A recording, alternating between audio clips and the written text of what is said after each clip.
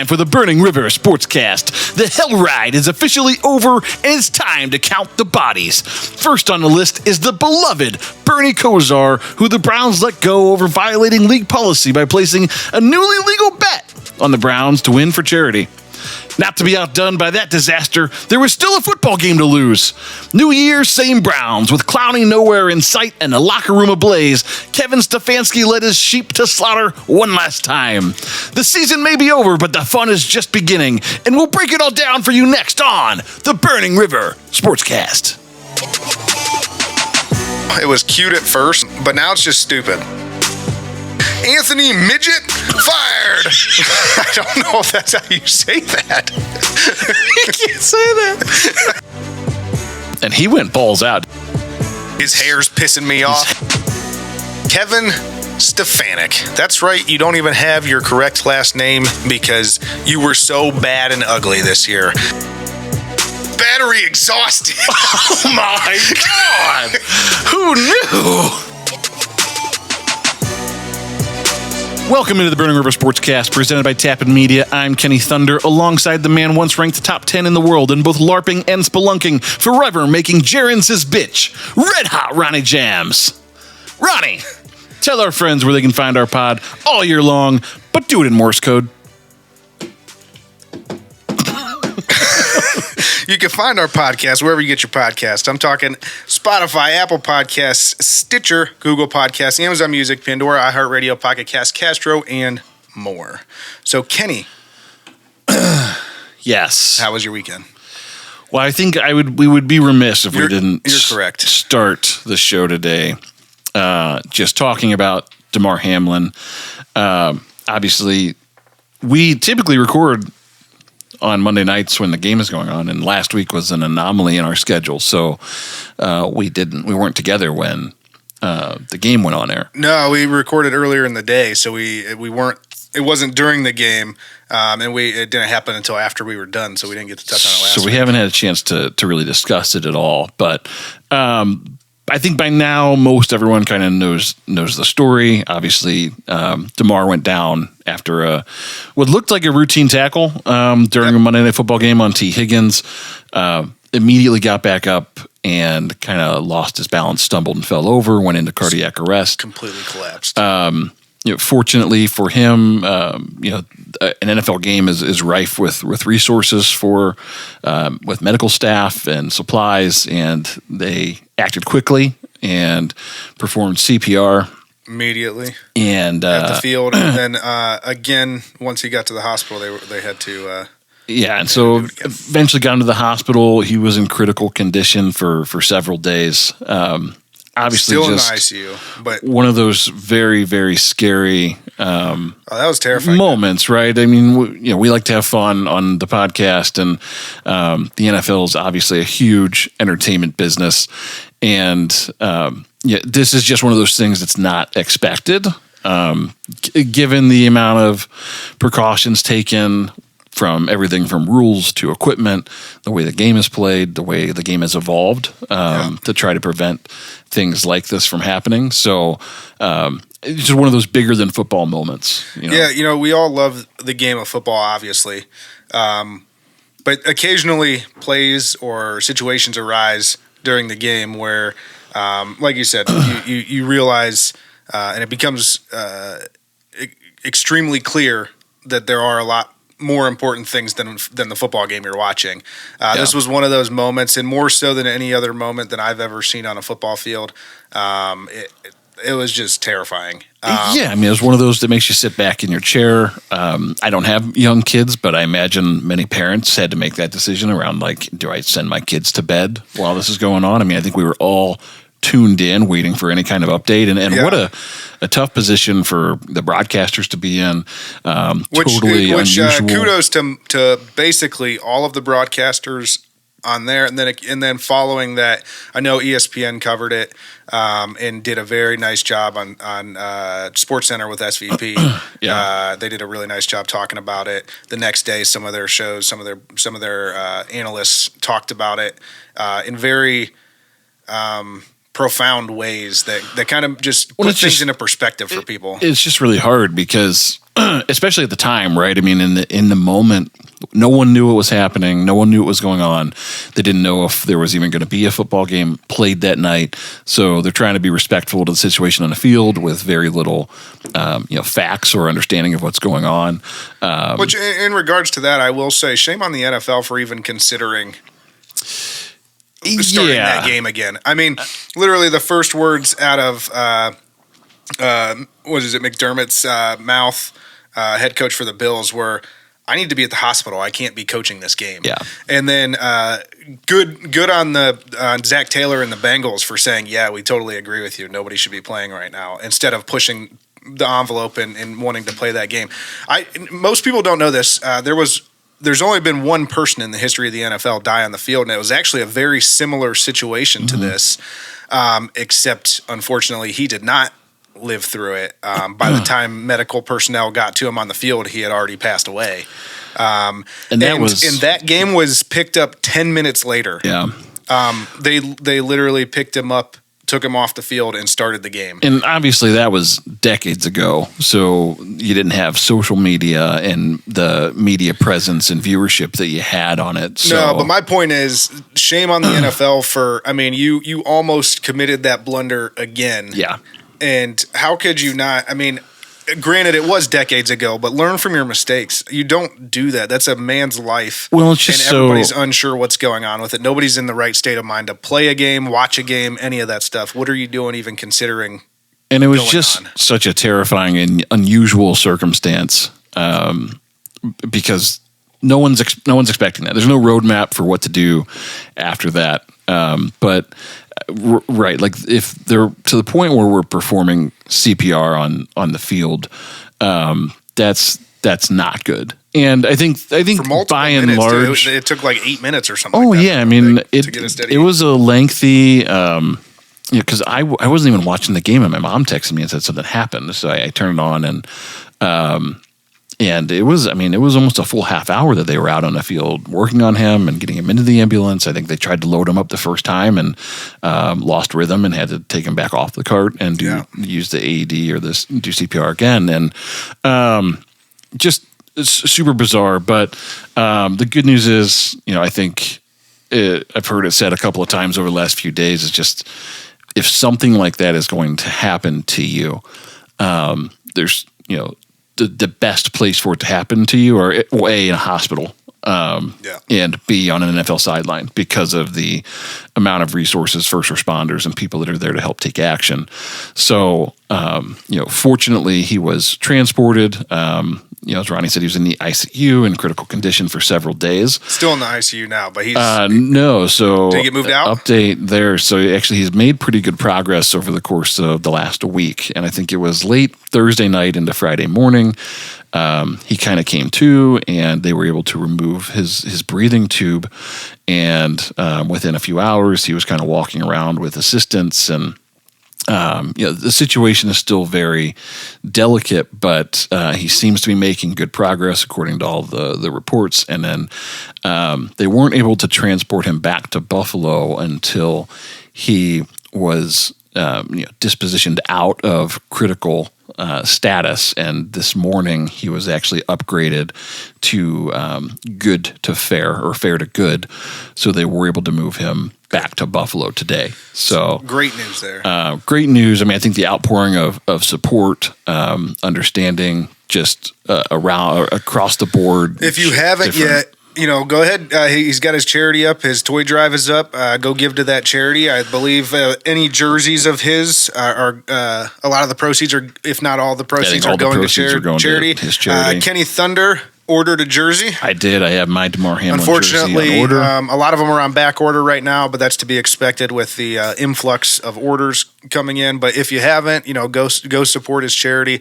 DeMar Hamlin. One thing that came out of this that there's not a lot of people around the league unless you're a Buffalo fan or somebody in the Pittsburgh area where he kind of went to school and everything. Don't really know him as a person, and I think it was nice to see that come to light of how good of a person DeMar is.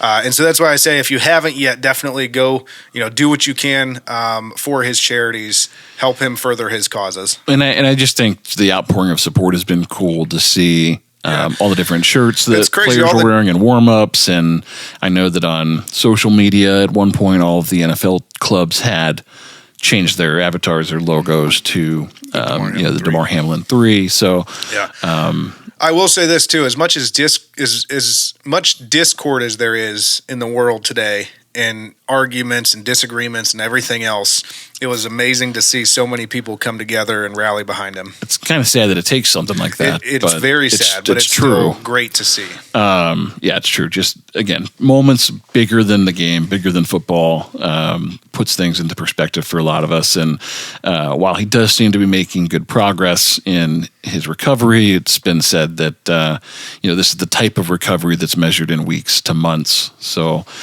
still a long road ahead for DeMar. But, hopefully he'll be able to make a full recovery from this. I know middle of last week they said, neurologically he appeared to be intact. So all those things are all good. And we just hope he can make a speedy and full recovery.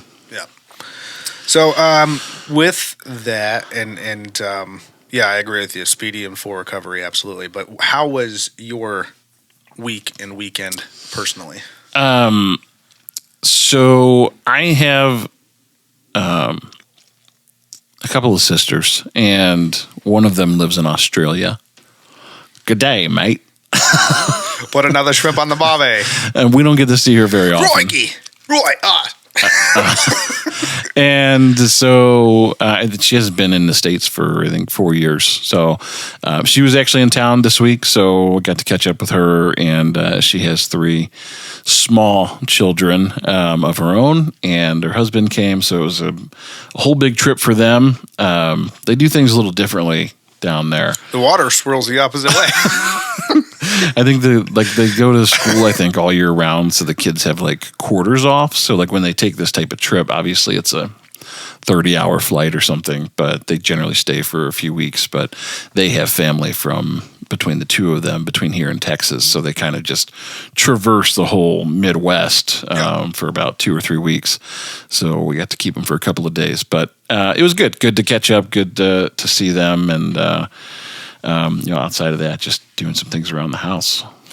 Yeah, for us, it was we're finally getting into a rhythm with the baby and being a dad and being parents. And does she talk yet? She kind of like coos and makes noises at you. She can't talk yet, but I am teaching her dual language. I'm going to try and teach her Spanish at the same time as I'm teaching her English. But you don't even know Spanish. I know Spanish well enough. This is what I keep telling her. Yo soy tu papá. You are her papa. Yeah. Yeah, that's true. Yeah. And then I tell her, ella es tu madre. So her first word's going to be, yo soy. maybe. But yeah, I mean, it's been fun. Every day, it's almost every day there's kind of a first something. So it's pretty cool. But things are going well, and she's meeting a lot of new people now. We're getting pretty close here to the 3-month mark where she gets her vaccines, like her shots and everything, and then she can really start meeting people. So, so do you have like a baby book that you're writing all these things down on? My brother did get us one for Christmas, and Emily's been filling it out as we go. So nice. If it was up to me, I would have forgot everything. So she just put a camera on her 24/7 and. Tappan Media. Is this the Truman Show? She is the Truman Show? Let's raise her whole life, but like... Do you think that Tappan Media would sponsor a Truman Show on my daughter? I think so. We should Truman Show her, but like omit something very not important, but very normally used, like orange juice. Like, she lives her whole life and has no idea what orange juice is. Man, what a wild life to live. And then one day she finds out what orange juice is. And she's like, this is good. That would make good TV. Yeah, it would. But anyways, we've spent a long time getting into this one. So, the season is finally over, like you said. We have all been unceremoniously put out of our misery. That is the 2022-2023 iteration of the Cleveland Browns. So let's just go ahead and get right into it. The Week 18 recap.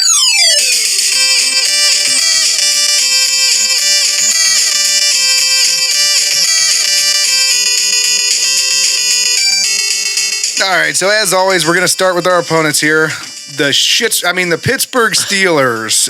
We'll start Freudian slip. Yeah, we'll start with their offense. Kenny Pickett, 13 of 29 for 195 yards and a touchdown. It wasn't a great day for him, but whatever. No, when you throw, what is that like 38%, 40%? Yeah, it's not a very good completion rate on the day. He's been like that all year, right? I think he's a rookie, still learning, obviously. So I don't know. I mean, he made plays when they mattered. I don't know that he did anything spectacular, but obviously they played well enough to win. So I mean, let's be honest. Not to throw him under the bus, but it wasn't much worse of a stat line than our quarterback. So yeah. Next up, Najee Harris, 23 carries for 84 yards and a touchdown.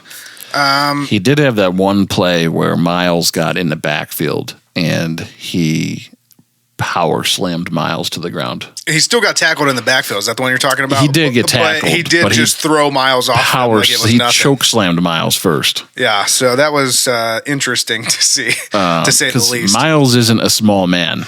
No, he's a really big man, actually. And dude, they were talking about Najee Harris like 6. He's listed, I think, at 6'1", 230 or 6'2", 230. And they said when you see him in a room, he's actually more like 6'4", like 250. He's an imposing human. Yeah. So, but I mean, I think they did fairly well with him, seeing as he's pretty much their whole offense. I don't think we were great against the run in this.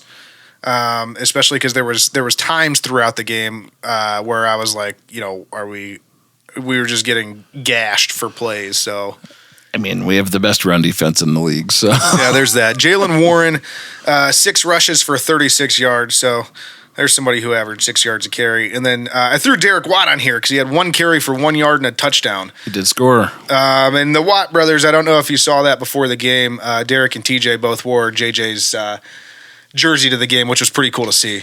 That's what a family. This is like the Mannings. Like, how do you just get I was actually 3 brothers. And Derek, who actually got to score a touchdown, he's like Cooper.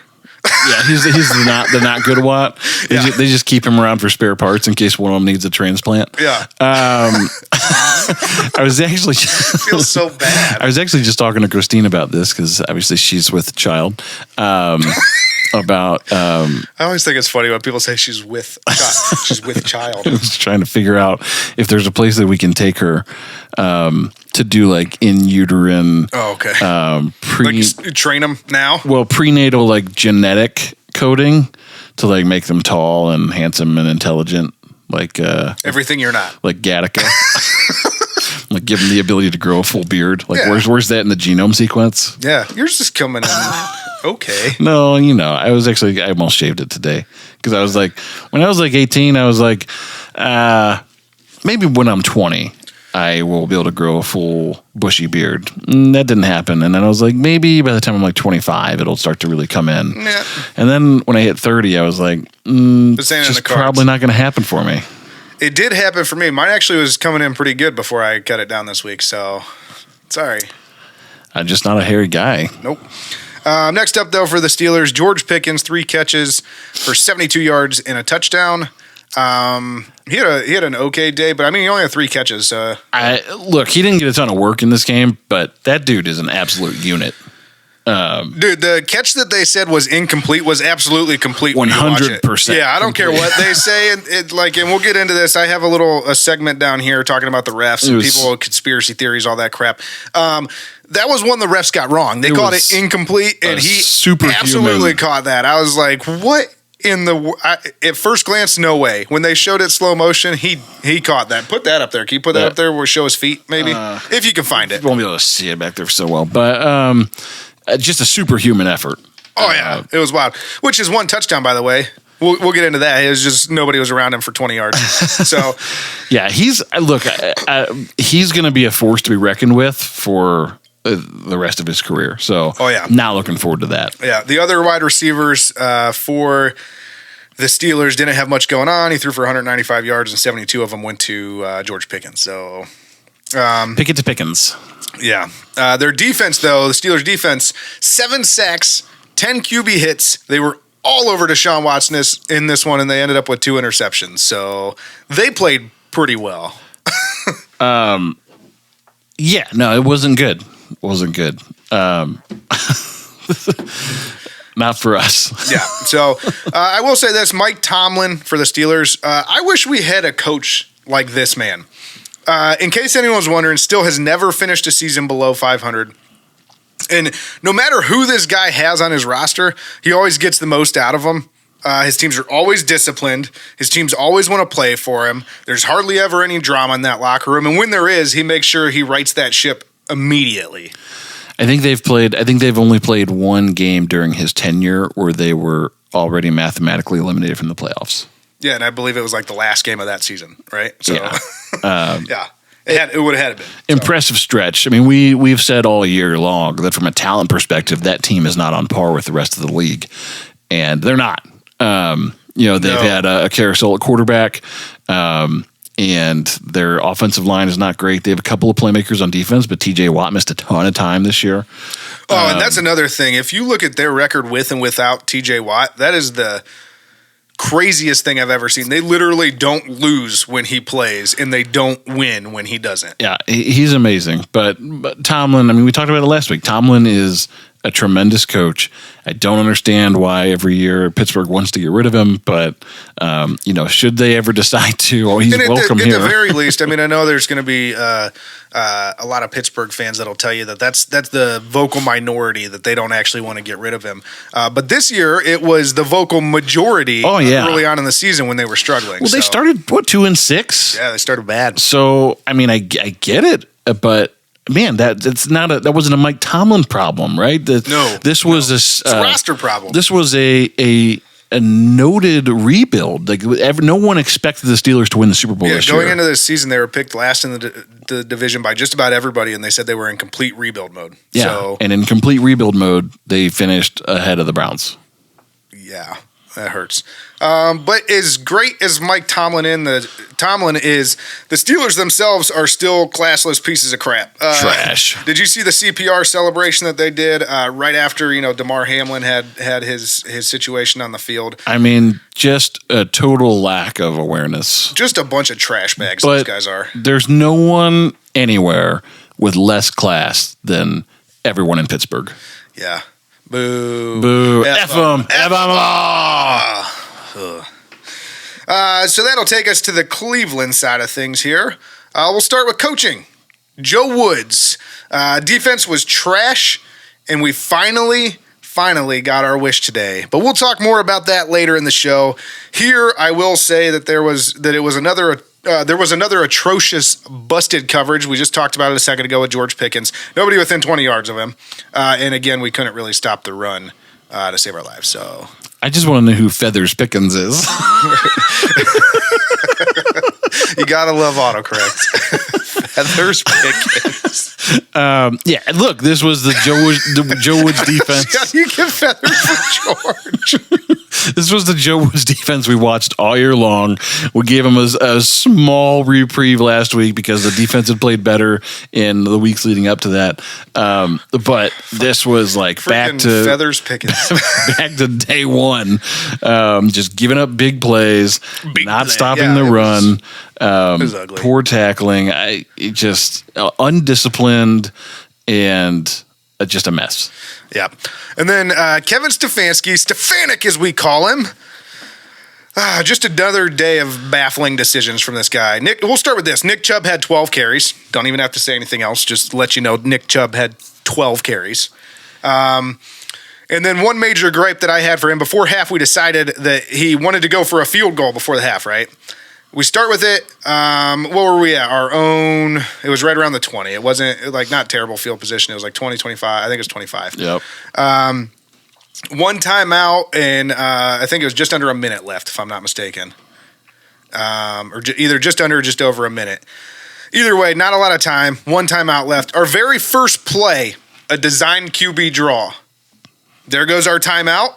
The play went for about 6 yards, was unsuccessful. And what analytics are telling you that this is a good way to start that drive if you're going for a field goal? I have to mention, I just don't need to see Deshaun on designed runs in week 18 of a meaningless game. Right. Needless to say, that drive went nowhere. We got no points. Needless to say.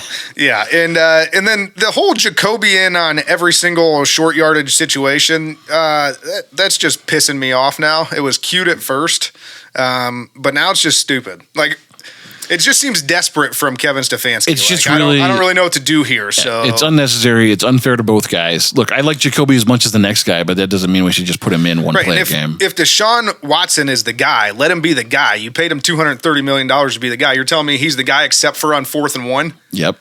Like, and what does Jacoby actually give you there that Deshaun Watson doesn't? I understand his how many times he converts there, like his conversion rate, but it's still 4th and 1. What does he get? Like, Deshaun Watson falling forward is the same thing as Jacoby falling forward. The conventional wisdom on 4th and short like that is quarterback sneak. So regardless of whether it's Deshaun or Jacoby, that's what most people are expecting. Yeah. So for Jacoby to pitch it, what difference does it make? I agree. And then this vaunted and efficient air raid offense that we have had 6 yards of offense in the third quarter. 6 yards. 6 yards of offense. And again, for like the 15th week in a row, the commentators are going, it's really bizarre how much they have not run the ball today. Yeah, it just gets annoying. I mean, you have Nick Chubb in the backfield, and they just don't give him the ball. Speaking of which, every time we committed to the run on a drive, we moved the ball and scored points. Chubb averaged 6.4 yards per carry in this. Literally don't have to do anything else. You could have just handed it to him every time. If he's getting 6.4 yards a carry, we get a first down every single series, every single drive. We score, we win. It's easy. And let's just run down this real quick. 6 carries for 39 yards in the first half. Still not enough for the first half, mind you, but we were in the game 10-7, right? How many carries did he have in the third quarter?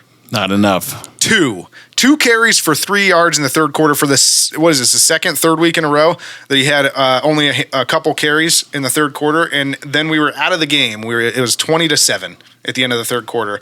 Did come back and give him 4 for, and he got 35 yards in his 4 carries in the fourth. But now we're playing catch up. So like, what is even more baffling is I can understand load management on Nick Chubb because it was the end of the season.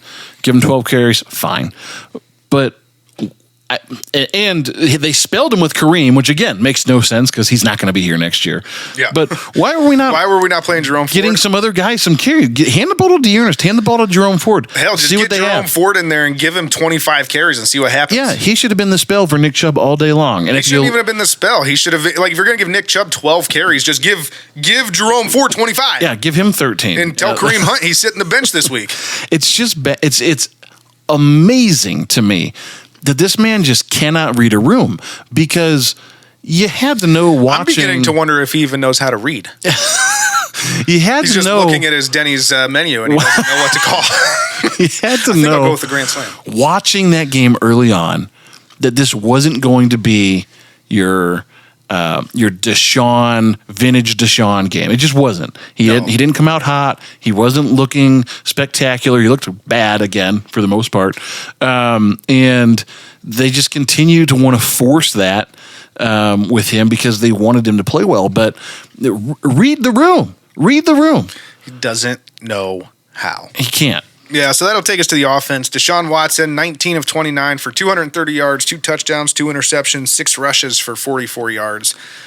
And the 7 sacks. And he got sacked 7 times. Yeah. But that's not necessarily on him. I mean, some of it was probably on him for holding the ball, but that's not all on him. I think that a lot of them were on him, and receivers probably not getting open. But what stuck out to me about that stat line is that it's nearly identical to Baker's last year against the Steelers in that last game that he played, save for a couple of completions. 2 touchdowns, 2 picks. Baker was sacked 9 times. Deshaun sacked 7. So, again, how do you let that happen? That you close the season twice, and in one game you give up 9 sacks. The next season you give up 7 sacks. 9 and 7 sacks should never ever happen in a game. Period. But you do it 2 seasons in a row. As long as Kevin Pupansky is the head coach of the Cleveland Browns, like my enthusiasm level for anything going forward is 0. They just like how many times this? Don't say that he's not a great coach because people will jump all over you. How many times does this guy have to show you who he is? He's not. He's when people. Where's the clip? He is who we thought he was. When people show you, you should believe them. He's not a leader. He's not a head coach. The team hasn't gotten any better in the course of a whole year. There's no cohesion, and they're a sloppy, undisciplined, underachieving mess. Oh yeah. With that, we'll move on. Nick Chubb, I'm actually going to save his stats for later. We'll talk about him again in a minute. Kareem Hunt, 4 carries, 13 yards, 3 catches, 15 yards. He was more involved than recent weeks, but they still have no idea how to use him, and he's not going to be here next year, so I don't know why he was on the field anyways. Especially when we're out of it and it doesn't matter. Who knows? Amari Cooper, 2 catches, 51 yards. David Njoku, 4 catches, 42 yards and a touchdown. All other receivers, nothing really noteworthy in this one. And the offensive line, just god-awful. As we've mentioned multiple times, gave up 7 sacks. We did have 134 yards rushing. They still do that well. Yeah, good job. But pretty much they were a sieve out there. Just stopped nothing. Absolutely nothing. And if this is the line going forward, and I know they're going to argue, well, we weren't 100% healthy. We didn't have that. I don't care. If this is the line going forward, I am very nervous for the future of this football team. Yeah, and Jack Conklin didn't play in this one. James Hudson started at right tackle. So he had his hands full with T.J. Watt. But it wasn't like T.J. Watt had 7 sacks on his own. T.J. Watt had a half sack, in case anyone was wondering. Like, this was other guys that were disrupting. Cam Hayward's a good player too, but it was the other guys on that front that were causing havoc and linebackers getting into the backfield. So this wasn't a T.J. Watt game. No, I mean, he caused a lot of issues, but it wasn't like he did it himself. The biggest issue is Jed Wills turning around and watching to see what Deshaun Watson's going to do on every play. You said it before, I'll say it again. Absolute turnstile out there. And then he played so bad, he had to fake an injury at the end of the game just to get the hell out of there. Oh, man, when he went down, I was like, oh, no, an offensive lineman went down. And not that I want anybody to get hurt, but I was so relieved when it was him. As far as like if we were going to lose a lineman to try and win a game, that's true. You're not missing much if he goes down. He's the one you can replace. Exactly. Yeah. I'm not wishing injury on him. I'm just saying you can replace him fairly easily. Yeah. So let's go ahead and get over to the defensive side. Myles Garrett had a sack in this. The team's lone sack, 2 QB hits, 7 tackles. So a big tackle day for him again. So that was good. He's getting all over the field, showing some effort. Tony Fields the second, 8 tackles. The secondary looked fine in this. They held everybody pretty much in check. So there's not really much of note on the defensive side. We didn't cause any turnovers. We didn't really do much. So, yeah. You put the secondary looked okay, except for they gave up the big plate of feathers Pickens. Yeah, I mean they did have a busted coverage, but as much as that annoys me and pisses me off to watch, I put that more on Joe Woods than the secondary themselves, because at this point in the season, how can you have that many busted coverages if it's not a coaching issue? And John Johnson, and we'll talk about Joe Woods in a moment again, but John Johnson came out today during like his exit interviews and basically said it was a problem, needed to be handled.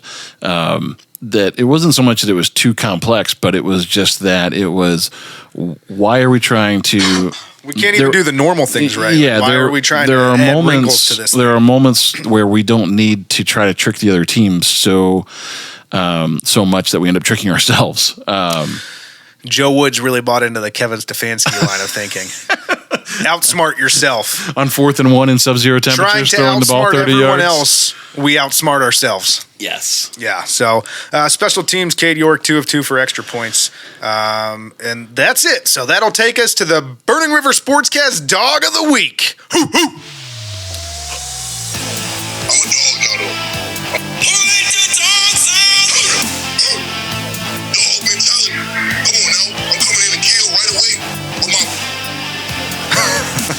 But he did punt. Nick Chubb is this week's Burning River Sportscast Dog of the Week. He had 12 carries for 77 yards, 6.4 average. Could have easily got over 100, but we gave him 12 carries. 5 catches, 45 yards, and a touchdown, and he became the first Cleveland Brown to eclipse 1,500 rushing yards since Jim Brown. I think that was his first receiving touchdown all year long as well. That might have been one of his few receiving touchdowns of his career.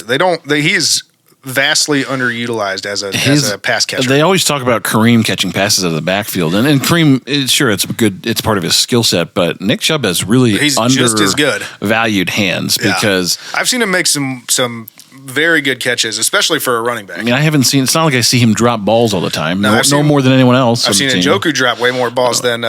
We keep throwing it to that guy, but not to Nick Chubb.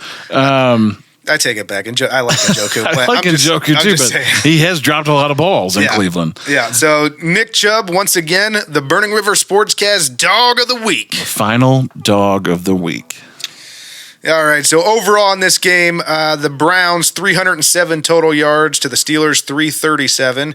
Time of possession: Browns 29:04, Steelers 30:56. And it was a poor overall effort, if you ask me, for the final game against a division rival. Coaching wasn't great. Players didn't play great. Just seemed like everybody was ready to pack it in and get into the offseason. And then once again, we were completely undisciplined. 9 penalties for 65 yards. So there you go. We moved on from quarterback a little quick, so I want to highlight one other thing before we jump into the rest of the notes. I want to read you some numbers. Are you ready? Yeah. I think I know where this is going, but go on. 6, 10, 13, 10, 24, 14. You know what those are? What are those? That's how many points you've scored with Deshaun Watson at quarterback in the last 6 weeks. An average of 12.8 points per week. Not only with Deshaun Watson at quarterback, but with Kevin Stefanski, the offensive guru, at the helm. I guess my point, though, is 6 games. I think we've seen a handful of plays where we were like, that was good. Yeah, Baker couldn't have done that.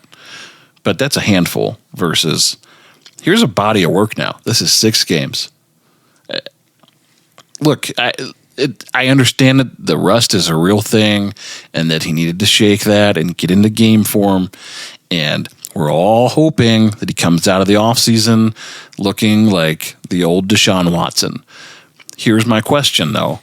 Are we prepared to afford him more rust games in 2023? Because if you say I had 700 days off, that's a long time. It's kind of unprecedented, right? We've talked about how difficult that would be.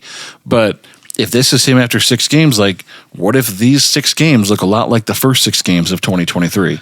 I would say there's absolutely no leeway for rust games because in 2023. Because when you come back, you've had a full off season with your team. It's all the same guy, well, most of the same guys. We know there'll be some turnover, but it's most of the same guys.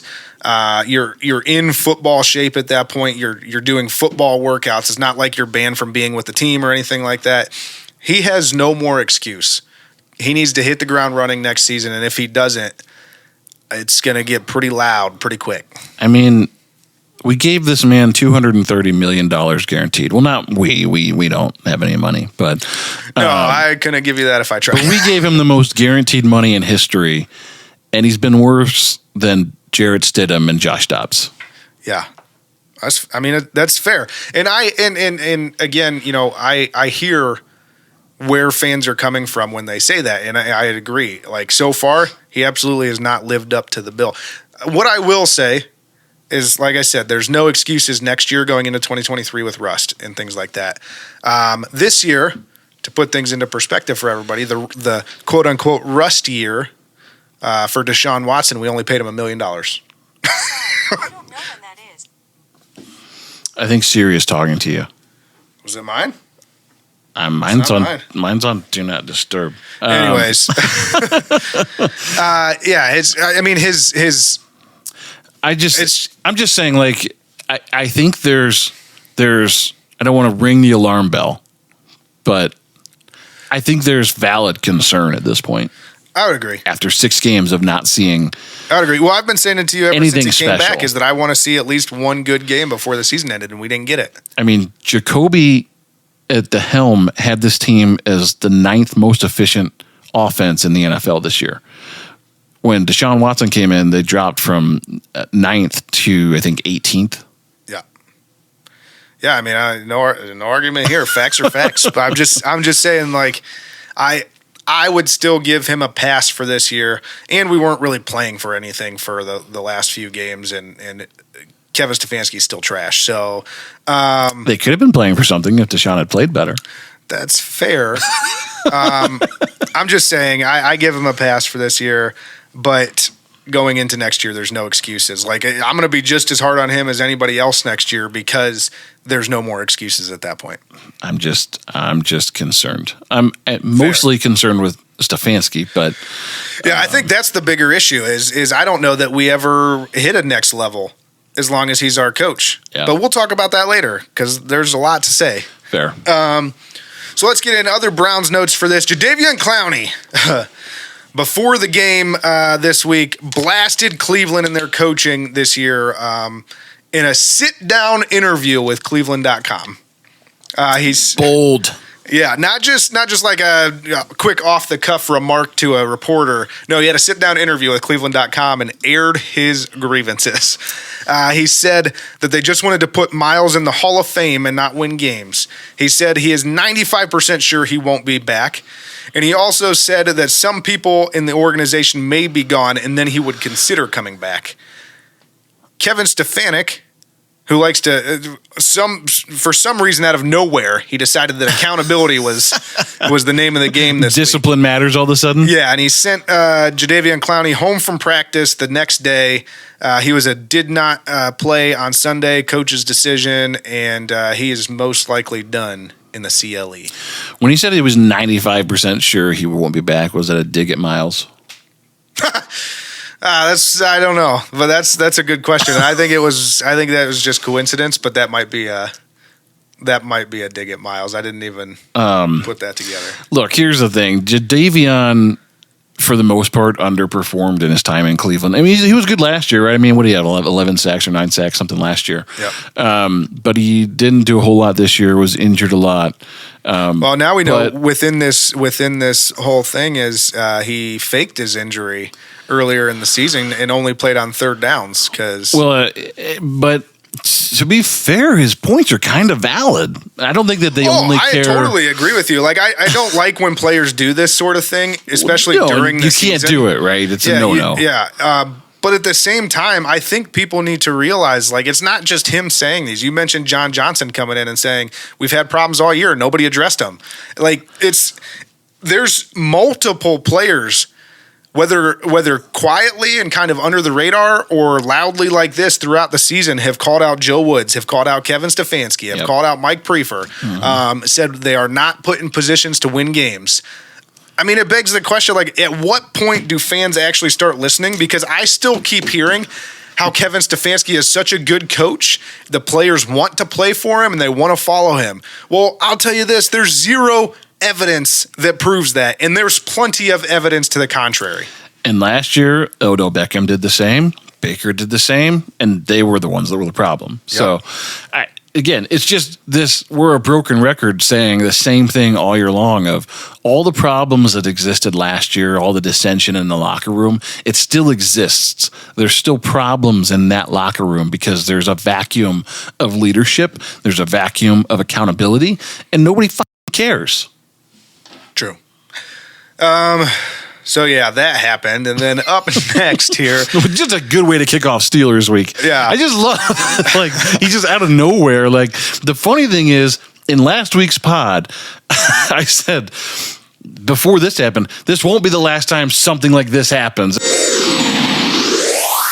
The locker room still has issues. None of those things are going to go away. You're going to continue to, I promise you, there's going to be more stories all off season long about players that are disgruntled or something that was weird. Somebody's going to get in trouble. And then literally 3 days later, Jadeveon comes out and he's like, the Browns. You know, it's like we can tell the future.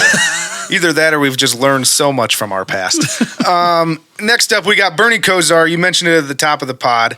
Got fired before the game for placing a bet on the Browns to win the game. Now, I will say this. People keep making it sound like the Browns hate this guy. And they have actually done some questionable things to Bernie over the years. His skills have been diminishing for a long time. Yeah, and I'll be honest, we actually thought this at first too, but unfortunately there are rules in the NFL against any personnel for the team placing bets on the games. And that's kind of why I think the Browns' hands were tied. I actually would not be surprised if he was back with the team next year and able to kind of explain that away to the NFL. And I can understand. He doesn't really do anything with the team. He's like a fill-in radio guy. Yeah. Look, I get that rules are rules, but come on. Like, sports betting just became legal in Ohio. This was a promotional thing. It was a ceremonial bet. Yeah. Charity. This was akin to the Pete Rose when he put his first bet in on New Year's Day as soon as sports betting was legal. Like, we have to be able to, as human beings, as adults in the room, be able to say, okay, can we make an exception here? Bernie now understands he can't place bets, even if they're for charity. But to just say, Bernie, you're out. Sorry, see you later. To the point where I think why fans were upset was because Bernie was upset. Yeah. It doesn't sound like he came out on Twitter and he said, they're not letting me do the game. They said that they no longer need me. And it feels like a few years ago when they let him go. So. Yeah. So and Bernie's one of those guys when you talk about he loves the Browns culture in a locker room and in the building and in the organization. That guy bleeds brown and orange. And we just keep shitting on him. And we just keep kicking him out. We definitely keep giving him the brown. But yeah, it's unfortunate. I do, like I said, I do think that in the Browns' eyes, they're that got weird. in the brown eyes, in the Browns' eyes, they had to do that, but I think that they were quick to pull the trigger, and they probably could have talked to the NFL and said, "Look, this guy's a radio guy." There's always things that can be like, how is the radio guy going to affect the outcome? We can make an exception for, you know, and we just are so endeared to our rules. Next on the docket for Browns notes, Peyton Hillis remains in critical condition. Yeah, here's another wild one. What a week in the NFL. Yeah, Peyton Hillis remains in critical condition after saving two of his children. Is it only two children? Two, yeah. Two of his children from drowning in the ocean this past week. Look, the White Rhino is such a man. Like, he's just an absolute legend. He had, obviously he had the couple of good years for Cleveland, made it on the cover of Madden. Yep. I voted in that at least 20 times. Just a legendary run when he was here. And he just hard-nosed, tough hurdle dudes. Yeah, it was so much fun to watch. And he shows here again, he's just a true hero to Browns fans in every sense of the word. And I just think this one has flown under the radar a bit because of the Damar Hamlin issue, but he's in a bad way. He's still in critical condition. Yeah. They said that he's having issues with like his kidneys and because he swallowed so much sand. Yeah. Like he's really in danger still. And there hasn't been, I don't think I heard a single mention of Peyton Hillis on any of the pregame shows on Sunday. Which is wild to me because he was such a big part of the Browns. It's not like Peyton Hillis was a bad guy. Like he kind of left Cleveland not on the best terms or whatever because his star was shining bright and he wanted to cash in. And well, yeah, but that doesn't make you a bad guy. No, I agree with you. I'm just saying, like, that's the only reason he was on quote unquote bad terms. Could be argued that we're paying other bad guys to be on the team. Let's not go there. But Peyton Hillis was, for the most part, a decent human being, and this was obviously a heroic effort to save his kids, and he's really in a dangerous spot right now. So hopefully, prayers for Peyton Hillis. And hope he makes a full recovery for Peyton Hillis, and hopefully he gets back on the mend soon. Yep. Next up here, Browns fans, can we please stop? Just stop with the referee conspiracy theories. There's a photo going around right now. You can probably throw that up there. Yep. Mike Tomlin fist bumped the ref as he was leaving the field. And people were putting that up alongside the face mask of Deshaun Watson that was not called and saying there's some sort of conspiracy that the refs are out to get the Browns and they were on the Steelers side. There was the face mask call, the no call on the face mask, like I said, and the Deontay Johnson air quotes here, incompletion where he caught the ball and took, in my opinion, took a full step and turned upfield and then fumbled, and they called it an incompletion. But that comes back to it's 2023 and we still don't know what a catch is. Yeah, it's amazing that you only have to have 2 feet down on the sideline to make a catch, but on the field of play, you have to take more than 3 steps to make it a catch. It's crazy.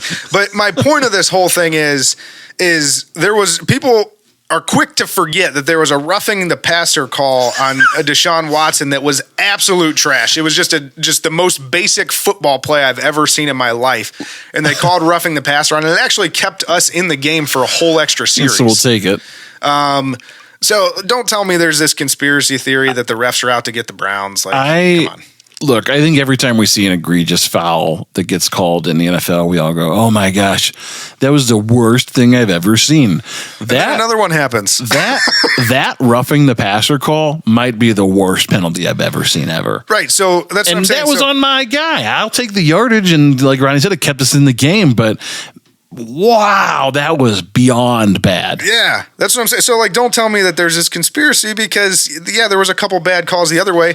We actually mentioned another one that went our way, and they called George Pickens incomplete on the sideline when he absolutely caught that ball. 100% caught that ball. So, well, those refs had a hard time figuring out what a catch was. Yeah, so there's no conspiracy there. The refs weren't on their side. Mike Tomlin was just showing respect to the refs for what they do.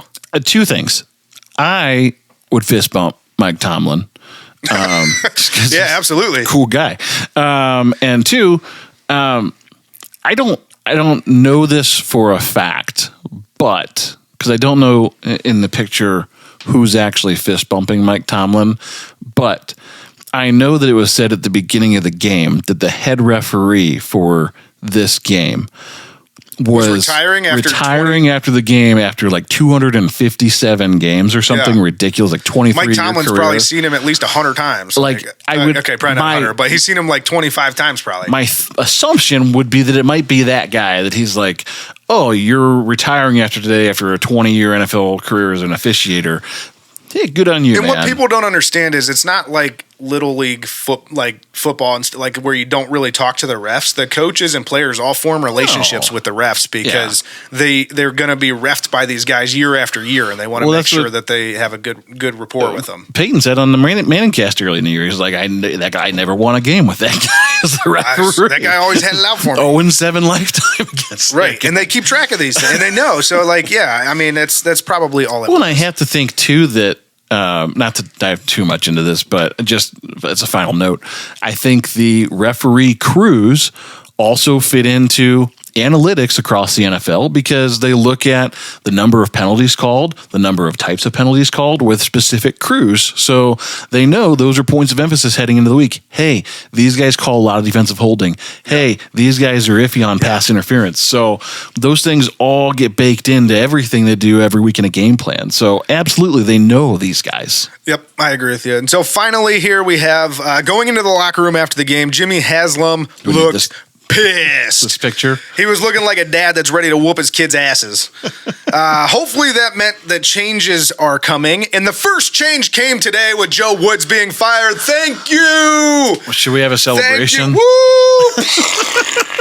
Where's confetti? Where's our pyro guy? Can you put confetti in here? I could probably. I don't know. We'll see. Joe Woods was fired. It made my Monday. But we'll talk about that later in the show because, again, we're going to have quite a few things to say about it. For now, I want to remind you guys about the Burning River Sportscast Hot Take Hotline. Hot Take Hotline. Don't forget to call in and air your grievances. 330-227-8080. That's 330-227-8080. 330-227-8080. It's going to be a long off season. Call us and bitch at us. Oh, yeah. So that'll do it for the Browns Week 18 matchup. Let's take a quick revenue break, and then we'll come back here and talk about the rest of the league and what we have to look forward to in the playoffs. Towpath Distillery. Towpath Distillery, the newest craft distillery in Northeast Ohio, located in Akron and family-owned. Towpath Distillery focuses on high-quality spirits carefully made in small batches. Towpath's lineup includes an ultra-smooth, award-winning premium vodka, a small batch silver rum made from the highest-grade molasses, an American craft gin made with 9 botanicals, and a blended straight bourbon made from corn and rye.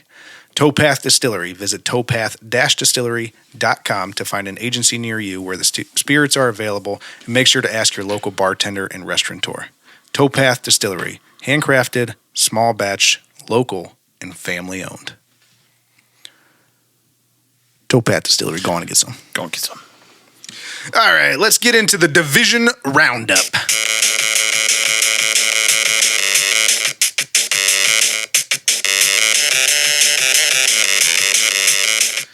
Previously, we had stated that the score from the Monday Night Football game between Cincinnati and Buffalo would be added once it was complete. Obviously, as we talked about before, that game was canceled. So we'll talk more, we talked more about it at the beginning of the show, but we will not have that added to the tally for King of the North, even though the tally doesn't matter anymore. I think we should each get a victory for that one. Because you want to be 500. Spoiler alert. So let's move on. This week, Cincinnati beats Baltimore.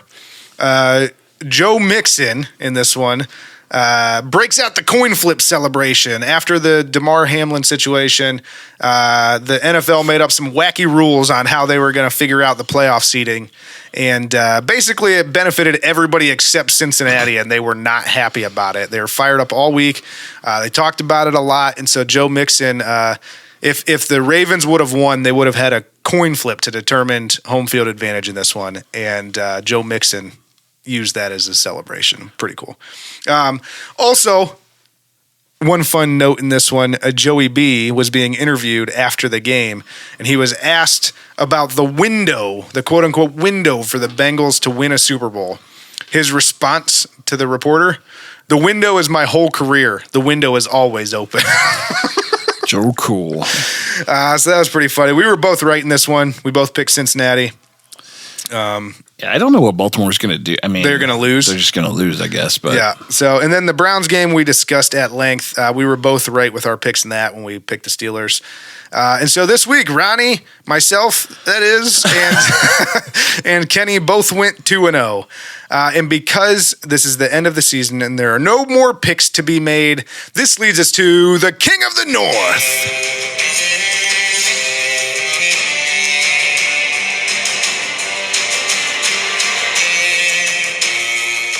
Alrighty, let's remind everybody of the tally for the King of the North. I'm just going to put a picture of Amelia Clark up there for this whole segment just because it's the last one of the year. When she comes out of the fire? Just any picture where she looks good. Okay, well. So I went, as I just mentioned, we both went 2-0 this week. The final record for both of us, adding in the victory that Kenny was so kind to give us. I went 37-19 on the year. And Kenny went 28-28. Somehow he managed to get back to 500 with that extra win that we were given. See? So Kenny did make it back to 500, but I win the King of the North quite easily. Have you decided what you're doing yet? No. I'll just remind everybody. Do I get to decide? No, I'm probably going to decide. I'll remind everybody of my ideas. These are the ones that the final cut for ideas. It's probably most likely going to be one of these. Waxing your legs, dyeing your hair a silly color, letting me cut your hair, which you already nixed, so we'll get rid of that one. Eating a spoonful of cinnamon, although you turned that into eating a spoonful of cinnamon every time you tried to talk on the podcast. Dressing as a clown for the podcast, and better yet, and this is probably what we're going to land with, I'm going to make you dress up as a clown when we go to tailgate at the Muni for a game next year. And we'll probably put a sign around your neck that says, "I lost the King of the North." Make everybody ask you about it. Maybe I'll bring a gross of eggs and have them throw it at you. I don't know. We'll see. None of these sound particularly fun. Oh, you're going to have to do one of them. But I guess I earned it. You always earn it. All right, so let's get into Around the NFL.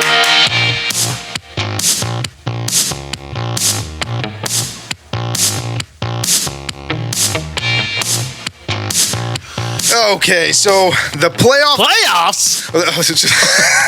Yeah, that's what the Browns are saying right now. They can't even win a game.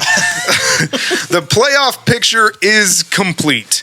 On the AFC side of things, we've got in order, the number 1 seed Chiefs, the number 2 seed Bills, 3 seed Bengals, 4 seed Jaguars.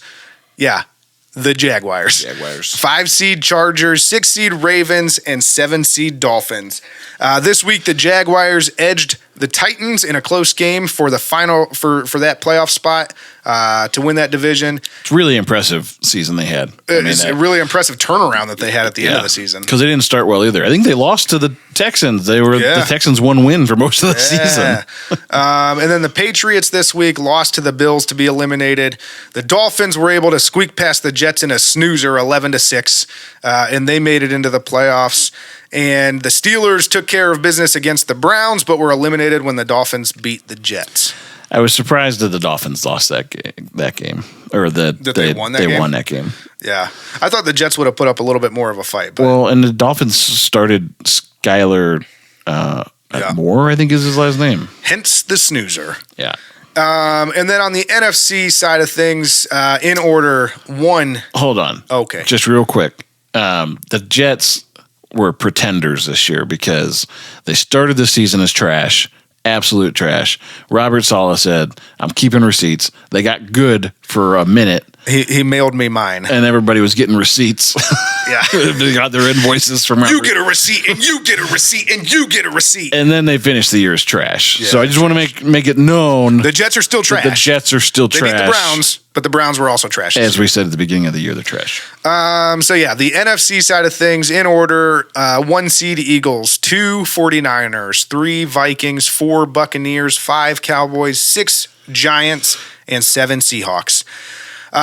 So this week, the Packers lost to the Lions 20-16, and Aaron Rodgers came up just short.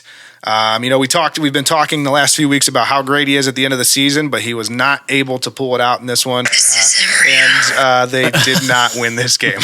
Yeah, he threw a late pick there, and that Lions team, I know that they aren't in the playoffs, but they played like their game depended on it. Oh, yeah. They were all over Aaron Rodgers specifically this week. They said that if the Lions weren't able to go to the playoffs, then the Packers weren't going either. And the DBs actually called out Rodgers. And I think he had a couple picks in that game, if I'm not mistaken. Did you see they interviewed, I don't remember if it was right before the game or right after at halftime, when the field reporter says to Dan Campbell, she says, how do you stay motivated for this game knowing that you're officially now eliminated because of the results of the earlier games? And he said, we don't want them to go. That's it. We don't want them to go either. Yeah. We're not going. We don't want them to go. Fair.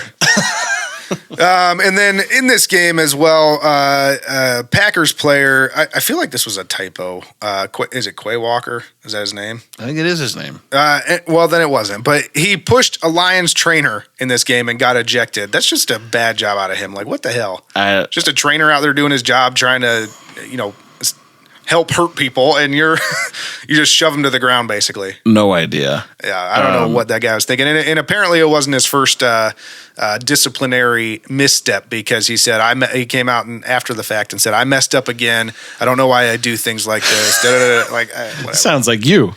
Whoa. Whoa. I've come a long way. You have come a long way. I've come a long way. To be the reasonable adult that you are. Yeah. I'll say. Shut your mouth. This was a surprising one. I definitely thought the Packers were peaking at the right time in the season. I was very surprised. I definitely picked them to pick up the last playoff. They gave that one away.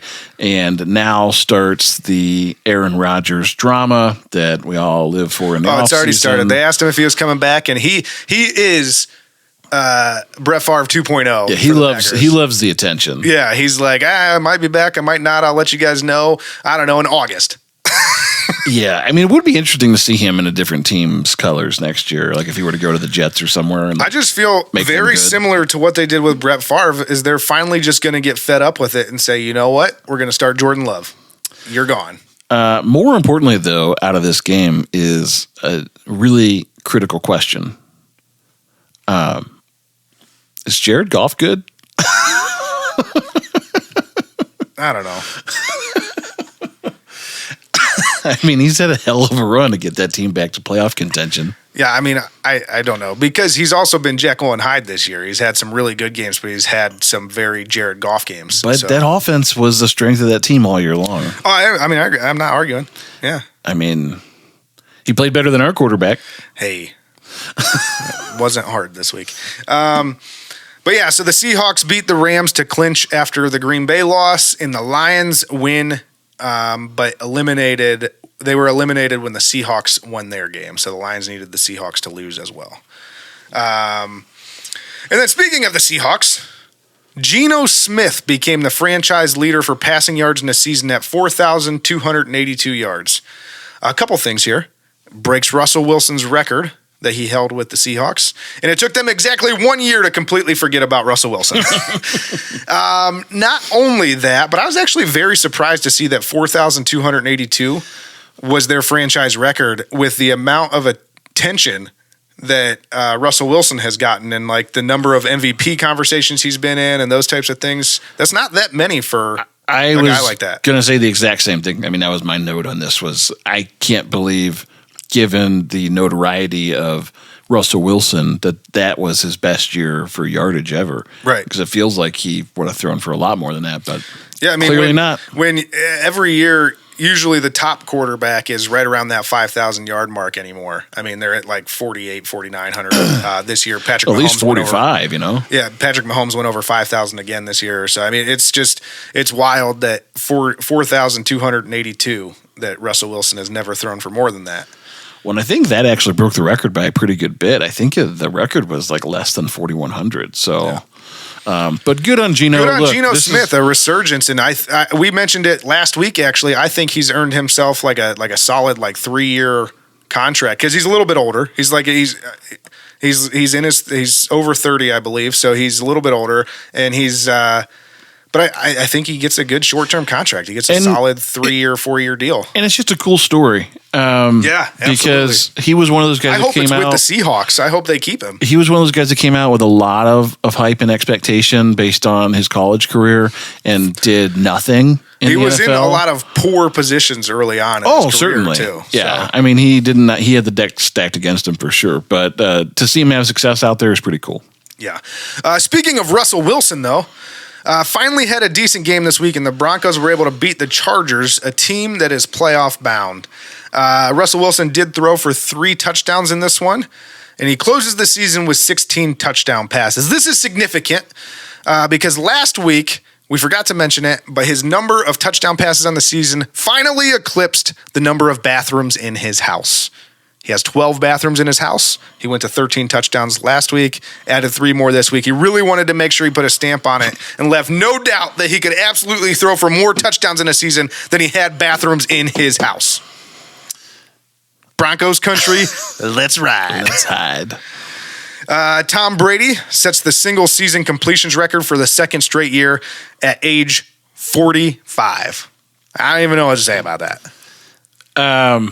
He's not human. It doesn't even make any sense. I was just watching a video from when he was on Colbert a few years ago, and just to think about a 40-year-old Tom Brady, and he's like, 40-year-old anybody in the NFL. I'm not going to play forever, but I don't know when I'm going to retire. And we're 5 years now. Well, and here we are, and that's my next note. There are no signs that he's retiring after this season. He's talking like he's probably going to pick up a free agent contract from somebody else and go somewhere else and probably win another Super Bowl. There's actually talk about him returning to the Patriots, which is kind of interesting. You got to figure that he gave up his entire life, his marriage, his kids, and well, it all came crashing down now. Like, what do you have to lose? Everything for football. You already lost it all. And they're likely not going to win the Super Bowl this year. I'll never count them out, but just the probability is probably lower than it is in normal years because that Buccaneers team hasn't been dominating anyone this year. They're not that great. They'll be a solid playoff team. Maybe they get a win or two, but I don't see this team going the distance. We'll see. Yeah, like you said, I can never count them out, but I would have to agree with you. I don't see it happening. But from old guys to young bucks, Chris Olave and Garrett Wilson became the first duo of rookie wide receivers from the same school to top 1,000 yards. That's our Buckeyes. OH! I-O. Hell yes. And now that the season is over, we expect to see a carousel of coaches as everybody, gets their pink slips and so forth. Today was Black. Race it for pinks. Today, we record on Mondays. Today was Black Monday, and it did not disappoint. Among the changes today, Joe Woods. Confetti. Yay! Defensive coordinator of the Browns, fired. Lovie Smith, head coach of the Texans, fired. Cliff Kingsbury, head coach of the Cardinals, fired. Steve Keim, GM of the Cardinals, stepping down technically. But, I mean, he was basically forced out. Dean Pease, defensive coordinator of the Falcons, retiring for the third time. Who does this guy think he is? Brett Favre? Aaron Rodgers? Apparently. And then Titans today fired 4 assistant coaches. Offensive coordinator Todd Downing, fired. Offensive line coach Keith Carter, fired. Secondary coach Anthony Midget, fired. I don't know if that's how you say that. You can't say that. And offensive skill assistant Eric Frazier, fired. That was the most excited I've ever heard anyone about people getting fired. Well, they gone. And they enjoy your bad luck. Yeah, they join the earlier season firings. Matt Rule, head coach of the Panthers, fired. Frank Reich, head coach of the Colts, fired. Nathaniel Hackett, head coach of the Broncos, fired. But coming back for his 24th season in the NFL, Bill Belichick announced today that he will indeed be back for the Patriots. That guy is going to coach till he's dead. Oh, yeah. And then other rumors that are out there as of the recording of this podcast, Sean McVay may be done with the Rams. This one. This is kind of, it sounds like, there's not a lot of information, but it sounds like it's like a mutual thing. Like the Rams are kind of lukewarm on him at this point, but a little bit more on Sean McVay's side. He's had a lot of apparently personal things happening. He's like, I just don't know if I want to do this. Super bizarre. I know there was talk at the end of last season after they had won the Super Bowl about him maybe stepping away just because he's so young. He has a broadcast career waiting on him. And it's just a lot less work. And once you win the Super Bowl, unless he wants to be Bill Belichick. Yeah. I mean, what else? You've accomplished everything, right? But but that being said, he came back this year. The season did not go as planned. But they actually become the worst defending champion of all time this year. Yeah. So, pretty ugly season they had. I mean, they signed Baker Mayfield. But it's just bizarre that there's any talk about the Rams maybe not wanting him. I could see if he's saying, hey, for personal reasons, I have to step away from those the game. rumors were few and far between. There were some rumblings. Most of them were on Sean McVay's side, but there were some rumblings that even the Rams had soured on him. And even from the McVay standpoint, though, like if you win one Super Bowl that age, that young, wouldn't you want another one? I mean, you could win 5, 6, and be one of the greatest of all time. Yep. But speaking of this, if he does decide to leave the Rams, Jimmy Haslam, take a look. He's got to be better than our guy. I know we're going to talk the press conference here in a moment, but I'll say after the press conference today, doesn't sound like Pupansky's going anywhere for a while. Unfortunate. So this takes us to 5 current vacancies at the head coach position in the NFL, and there's possibly more coming. But that'll do it for Around the NFL. Let's go ahead and quickly jump into a playoff preview. New for this week. Yes, this segment will get shorter and shorter each week. Yeah, you gonna come up with a sounder for this? Yeah, here we go.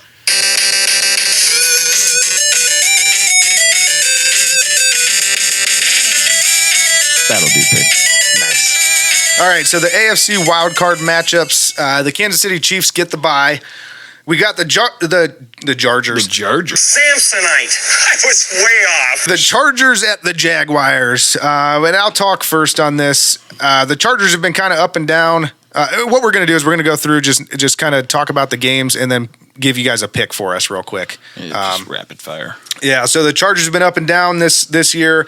The Jaguars have been super hot as of late. Trevor Lawrence is a huge part of that. He's playing very well to close out the season. I think they continue to play well in this, and I actually have the Jaguars taking down the Chargers. This was a tough game to pick. The Jaguars have played so well down the stretch.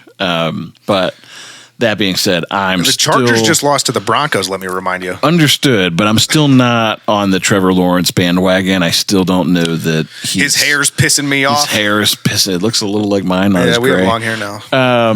But I'm not a believer yet in Trevor Lawrence. I think that when you look at just the quarterbacks alone, the Chargers have that one in Justin Herbert. So I will go Chargers this week. Worst rapid fire I ever heard. Dolphins at Bills. Bills are the superior team. Dolphins a shell of the team that started the season so hot. So I'm going with the Bills pretty easily. If Tua was playing, I actually think this would be interesting. I would probably pick the Dolphins, but since I don't if he's playing? know who their quarterback's going to be this week, I have to pick the Bills. Fair. Ravens at Bengals. I'm picking the Bengals. They're just the better team. Nobody knows if Lamar's going to play. Nobody knows even what's going on with him. And without him, the Ravens are trash. So yeah, similar situation to the Dolphins game. I think if it was for sure Lamar was healthy and coming back and going to play, I might entertain the Ravens winning this game. But with the question marks at quarterback and the Bengals just being hot this time of year, I'm going to go Cincinnati. So that'll take us over to the NFC wildcard matchups. Philadelphia Eagles get the bye. We start with Seahawks at 49ers. The Seahawks have lost twice to the 49ers this year. The last one was a lot closer, but Brock Purdy has been pretty good, so I'm going with the 49ers. I also picked the 49ers this game. I would like to see the Seahawks do well, but I think this 49ers team is quietly becoming a juggernaut. They're Brock solid, if you will. And outside of Brock Purdy, just in his inexperience, that team is loaded on defense. They have a tremendous running game, and Kyle Shanahan has done a tremendous job with that team this year. Yep, so you're taking the 49ers. Yep. Next up, Giants at Vikings. Listen, this is actually a tough one for me, even given the Vikings' good record. Fun fact right now for this one. The Vikings this year finished with the worst point differential of any team with 13 wins in the history of the NFL. Their point differential this year, -3. The next closest 13-win team in NFL history, +63 from the 2019 Packers, which means they've had a hell of a lot of good luck this year, and I think that ends this week, and I've got the Giants taking out the Vikings in round one. Look, I'm iced out. I'm just going full Kirk Cousins all the way to the Super Bowl. Nice. I wish you had a big chain to put on. I'm going Vikings. Next up, Cowboys at Buccaneers. I'm just going to say it. I think the Cowboys are overrated again. I know they had a decent season. They lost this week, I'm pretty sure. Dak had a shit game. But yeah, I mean, Tom Brady's the GOAT. I don't ever count him out on the playoffs. I'm going Buccaneers in this. Fair. Tom Brady is the GOAT. I had a hard time picking this. Specifically, I had a harder time picking my next pick, which is our Super Bowl pick. And it was between the team that I picked and the Cowboys. So I actually think a lot of this Cowboys team. I think, Mike McCarthy is a solid coach, and I think that the Cowboys wide receivers. You and Skip Bayless putting his foot in his mouth, 15 times this week. You guys love the Cowboys. I just think the Cowboys offensively, because of their receivers, match up really, make it a really difficult matchup for anyone they're playing right now. So I'm going to go Cowboys this week. And then finally, that's going to take us to before these playoffs start. We're both going to make a Super Bowl pick. Mine, I've kept it from the beginning of the year. I'm keeping it the same now. I'm going with the Buffalo Bills. I think Josh Allen takes them to the promised land, and their team is just solid top to bottom. There's not really a weakness on that Buffalo Bills team. Anchor Bar sucks. The only downfall for the Bills are they're basically in Canada. I really wanted to pick the Cowboys, but I'm glad you didn't. I would have made fun of you. But I didn't. And I would have picked the Packers had they made it, because they were playing good football down the stretch until Dan Campbell humped them there at the end. And he went balls out. Did you see that game last night at the end of the game? No. Literally, it was 4th and 1, and if Detroit converted, they could run the clock out. And he ran the clock down to like a minute 10 or whatever they had left. So it was either convert or give the ball back to Aaron Rodgers. And this dude says, hey, Jared Goff, why don't you just go ahead and throw this thing? He pulled a Stefanik, but it worked. But it worked when they ran the clock out. So anyway, the Packers. A la Andy Reid and freaking Chad Henne against the Browns in the playoffs a couple years ago. Yeah, the Packers' Super Bowl hopes were dashed at that time. But look, I think I'm going to go Philadelphia. Eagles fly, Eagles fly. They've been impressive all year long. They're going to have that first round bye. Everybody's going to get healthy. And I just think they're a tough matchup because of the way Jalen Hurts is playing this year across the board for anyone. So I will go Eagles the rest of the way. Fair. We'll see what happens. So yeah, I mean that's the playoff picture. You know who's not in the playoffs? The Browns. The Browns. So let's go ahead and do a quick season review.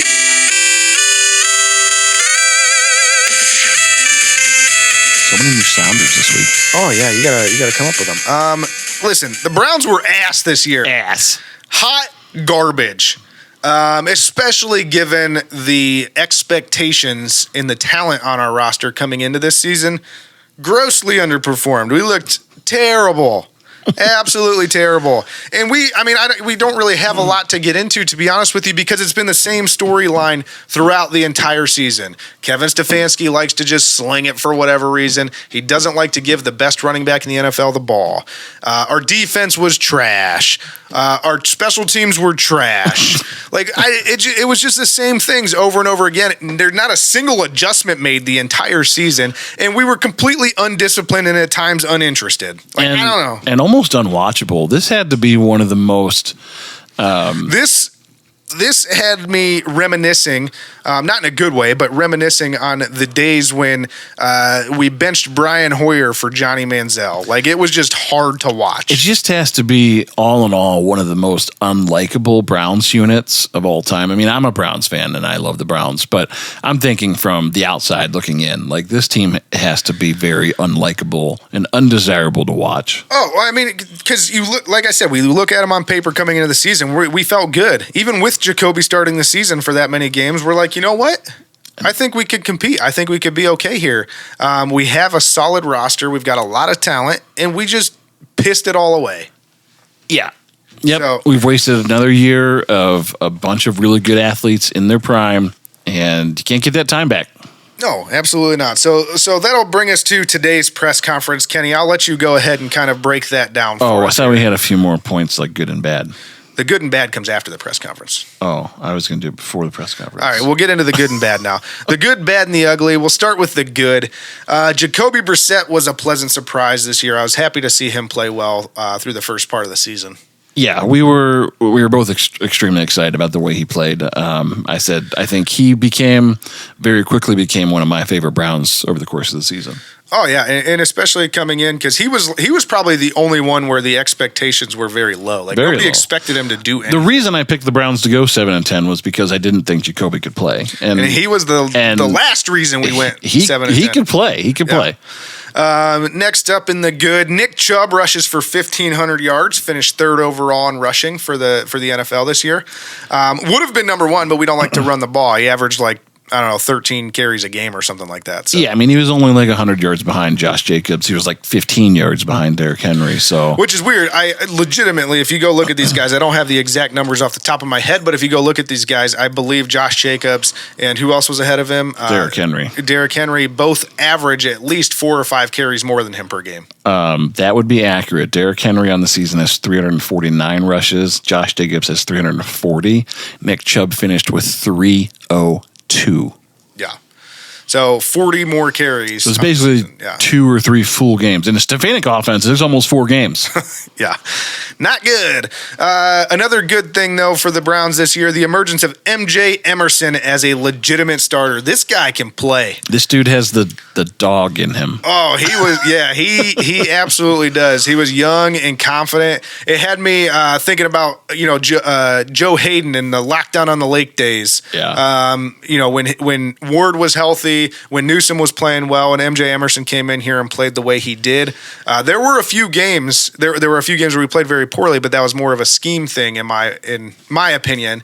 But there were a few games when they didn't have any of those busted coverages where we just shut people down, and some big name receivers at it. And he's just a high motor, high physicality corner.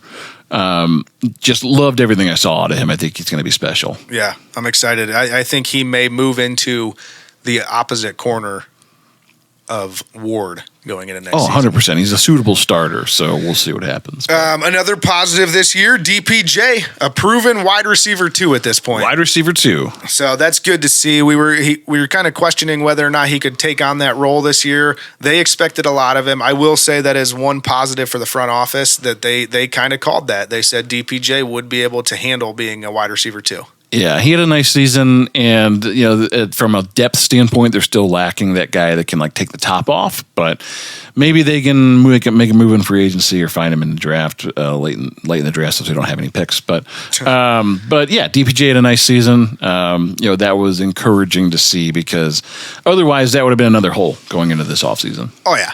And then finally, under the good here, we avoided major injuries to all of our young stars. So we at least get one more year with everybody intact.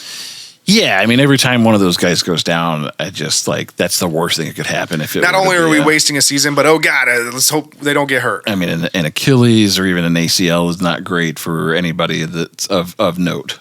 Yeah. And so next up, we'll get into the bad and the ugly. Number 1 on the list here, the defense was absolutely atrocious this year. Terrible. So bad. That's all I'll say. I don't think it needs to be all year long. Miscommunication, undisciplined, just not knowing where to be, guys in the wrong spots, and there were some personnel issues at play here too, because you didn't have a good solution at backer, and the interior defensive line is really Arian bad. Winfrey decided he would finally step up, with a few games He left. played a little bit better, but they need a lot more than Perion Winfrey. Yeah.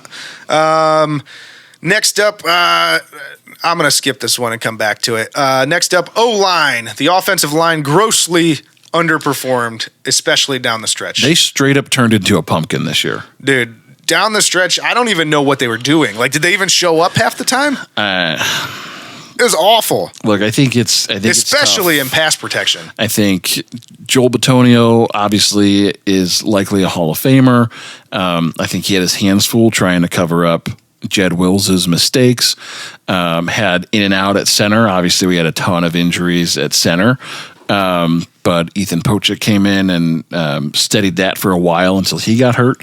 Wyatt Teller was battling a calf most of the year. So, I think he gets a little bit of a pass because I think he played hard through it. Yeah. Jack And don't get Conklin me wrong, banged up all year. I completely understand the injury thing. But the fact that we have literally no depth to the point where we lose a starter and all of a sudden our offensive line is trash. Well, and I think you have a really questionable starter at left tackle. So, Jed Wills needs to just go. a really tough year for this offensive line, and they need to play a lot better next year. It's bad when my take earlier in the season was to re-sign Jed Wills just simply for the fact that you're going to get a huge bargain on him. And then I backtracked that completely and said, no, just get rid of him. He's that bad. He needs to just be gone. You should be able to get a bargain for him still. A bag of stale popcorn at the movie theater. Yeah, he should pay us. But next up here, in the bad and the ugly, Myles Garrett's car wreck.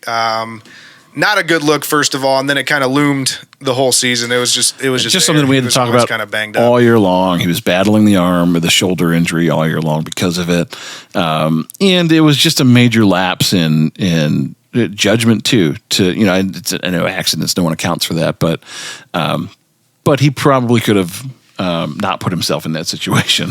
Yeah. Next up, speaking of his car, though, did you see it went for auction? It's a $290,000 Porsche. And up for auction at over $40,000 right now. Just completely totaled it. Yeah. It just doesn't even make sense. Somebody's hoping that he gets into the Hall of Fame one day and that they can cash in. I guess it's a cool story. Yeah. I have Myles Garrett's wrecked car. Yeah, it's sitting back there. It's really rusty now. Next up, I'm gonna. This is where I'm gonna go with it. Kevin Stefanik. That's right. You don't even have your correct last name because you were so bad and ugly this year. refusal to run the ball all season. We mentioned most of these. We'll mention them again. Refusal to run the ball, just airing it out for no reason on third and fourth and short. Terrible goal line calls, terrible clock management. Just bad play calling in general. Awful. Locker room dysfunction, which I put under him. Clowney, we mentioned, called out the team this week. There was a players-only meeting after week 2. John Johnson in the middle of the season said no one wants to do their job. Myles Garrett said they were running through the wrong wall. Yeah, there were multiple players saying that they weren't being put in position to win. I mean, that all falls under the head coach. And actually, these next 2 points, Mike Prefer and Joe Woods, both fall under the head coach. Joe Woods, yeah, he's gone now, and that's what we're going to talk about next. But it took the entire season. There was no accountability for him all season long. We had a chance to still make the playoffs, and nothing changed. We stuck with him because that was Kevin Stefanski's guy. He thinks we had the right people in place. Well, guess what? 18 weeks later, Kevin Stefanski, clearly he was the wrong guy, and you finally listened to everybody and got rid of him. Stefanik may be the wrong guy. Stefanik is the wrong guy. Yeah, to put a bow on that, Mike Prefer, I don't know how this guy still has a job. We'll talk. He doesn't. We'll talk the press. Oh, wait, Mike Prefer does. Yeah. We'll talk the presser here in just a quick second, but it was said today that like Stefanski hasn't necessarily talked to his coaching staff yet, so there may be some further coaching changes coming. Mike Prefer needs to go. But with Joe Woods going today, I don't know why they wouldn't have just got rid of Mike Prefer at the same time. I just don't understand how this guy is still employed in the NFL, given he was brought in under the Freddie Kitchens regime. Was not good under that regime. Wasn't good there. Hasn't been good since then because we talked about earlier in the season that they hadn't had a kick return for a touchdown in 5 years. Like he hasn't done anything special. And to put it out, like, not only is he a bad coach, like he's kind of a bad guy. This was the guy that had got in trouble for essentially saying we should put all homosexuals on an island and nuke it. Those words. We will lead it with allegedly, but those words allegedly came out of Mike Prefer's mouth, and a grievance was filed against him with the NFL for it. Yeah, several years back when he was with the Vikings, and there was a whole thing with Chris Cluey, and that he was being harassed on the daily because he supported same-sex marriage. I just don't know that there's a place in the NFL for a guy like that anyway, and he's a bad coach, so I don't know why he's still employed. If you're bad at your job and you're bad at life, what are we doing with you? I don't know. So then that takes us to Joe Woods, who actually was fired today. Thank God. Yeah, thank God. Let's do another celebration. Woo! Confetti cannons. And actually, I won't even talk about Joe Woods anymore because he's not part of our team. But I will say this. A lot of analysts are saying that Cleveland is a very desirable location for defensive coordinators right now. But free agents still don't want to come here. Did you see what Cam Jordan said? Yeah, so Cam Jordan said he played here, 2 or 3 weeks ago when the Browns played. He said there's no amount of money in the world that could get him to go there. Wow. Just shit all over us. But I digress. Early list of candidates for the defensive coordinator position here in Cleveland. Gerard Mayo. The Browns have officially requested to interview him. Yeah, so this one they've already officially requested, like Ronnie said. Unclear if he would be interested in leaving the New England Patriots, but considered a rising star in the ranks, is only 36 years old, and he's only been coaching since 2019 with the Patriots, but he did have 8 years under Bill Belichick playing and was a multi-year captain under Bill Belichick. So, next up, Brian Flores. They have also requested an interview with him. Yeah, Flores is a hot candidate this year, I think, for not only like our DC job, but for a lot of head coaching jobs.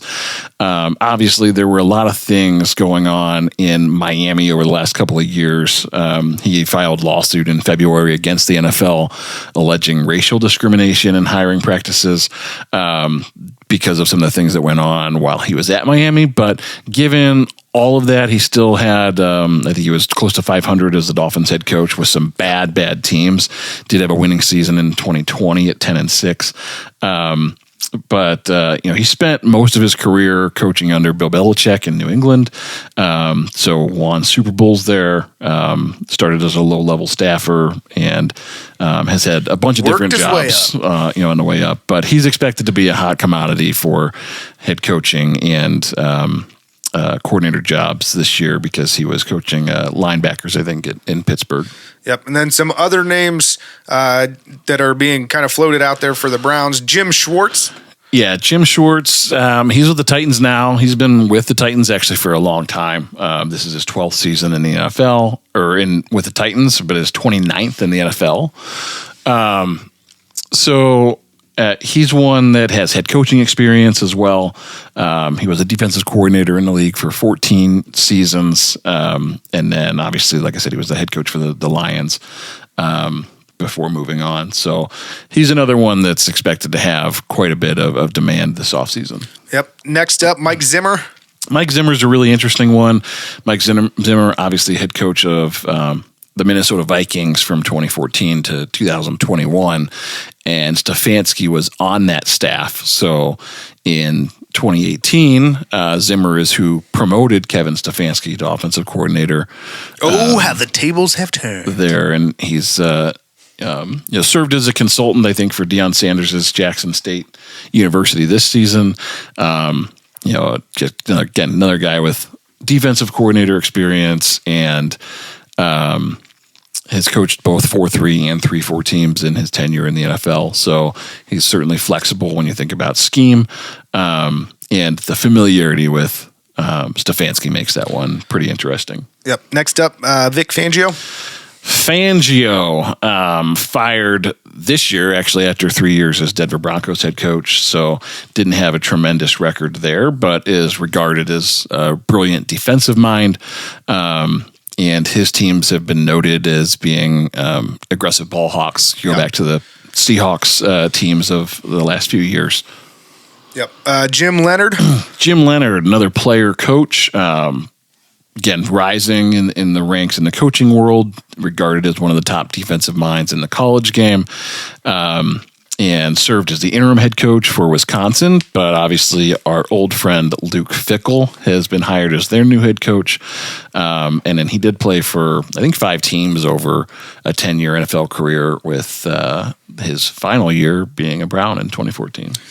Yeah, so, but I'm sure there's going to be others that pop up. We'll continue to update this as the coaching search goes along. There was one other one that I know that they've already requested, and that was Jiro Every out in Denver, who's their defensive coordinator there. This was his first year as a defensive coordinator, and we obviously know all of the offensive struggles that Russell Wilson brought to Denver this year, but their defense was ranked top 10 in a lot of categories. He's a young guy, but has good experience working under guys like Dom Capers, Vic Fangio, Monty Kiffin, Wade Phillips, Raheem Morris. So he's got a lot of interest. I think he'll be another one that's looked at for head coach. In fact, he's expected to interview for the Denver Broncos head coaching gig. Yeah, and so like we said, we'll continue to update this as the search moves along. Just real quick, we'll talk about it in a future episode. But out of those guys, who's your favorite? Favorite? I don't know that I have a favorite.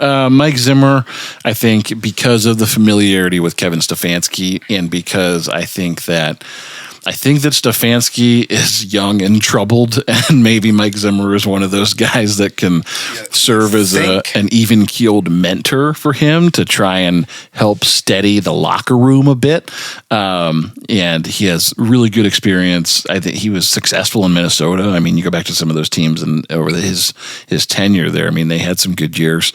But that, and I just think from a schematic standpoint, he's flexible. I think those make him make him a good candidate for the role. Yeah, and so I actually have a lot of the same points as you, but I go the opposite end of the spectrum here. I like Gerard Mayo.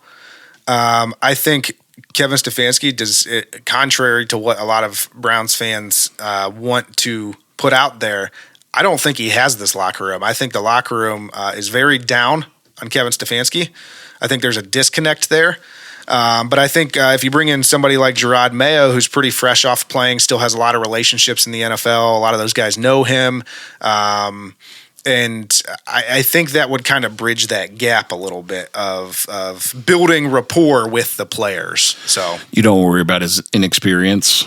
no, because I mean, there are guys out there in the NFL, and you know, like we've said before, we never played in the NFL, obviously, but you've played football. You know, guys that kind of have like that coaching mentality. You just see it way before it actually comes to fruition. And everybody talks about Gerard Mayo like he was one of those guys. He just was a student of the game and knows the game. And I think all the reports as of now are that he's kind of a rising star. And so if we can nab him early and you know, who knows, maybe he'll one day succeed. He absolutely seems to be well respected to this point, which is kind of crazy because, like I said, he's only been coaching there since 2019. Pretty stark contrast in the way that he's perceived versus the way a guy like Jeff Saturday was perceived when he took over as the interim head coach. I mean, no one would really be surprised if Gerard Mayo got a head coaching gig next year because he's been a coach since 2019. But that's not that long, and he's only 36, so you know, he's not far removed from being a player in this league. But, you know, Jeff Saturday was public enemy number one when all that went down. So just interesting, just the way that he's Colts owner's fishing buddy. What do you what Jim Irsay? Yeah. But anyways, real quick, I just want to remind everybody again, now that we've mentioned the good, bad, and the ugly with the Browns this year. We didn't get into their press conference. Just go ahead and do a quick rundown of their press conference today. Yeah, real quick. I just, obviously with it being the end of the year, today was players like exit interviews day.